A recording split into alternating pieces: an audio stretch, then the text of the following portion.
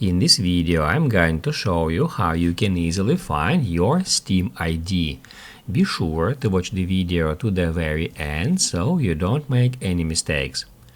Let's get started, guys, and first off, open up Steam on your computer and then click right here at the top right corner at your username and then click at View My Profile.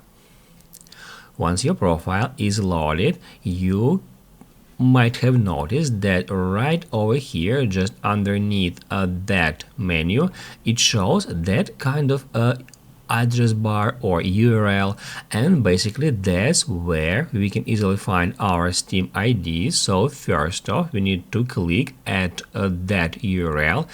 As you can see, it says copied, so now that URL is copied to our clipboard, and then we can head over, let's say, to Notepad, and then we can right click and click paste.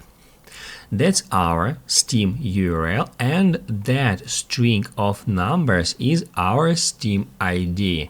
We can use that link to share the link to our profile with someone. However, if we just need our Steam ID to send, let's say, to technical support, so that's how we can easily find it. If this video helped you out, don't forget to hit the like button.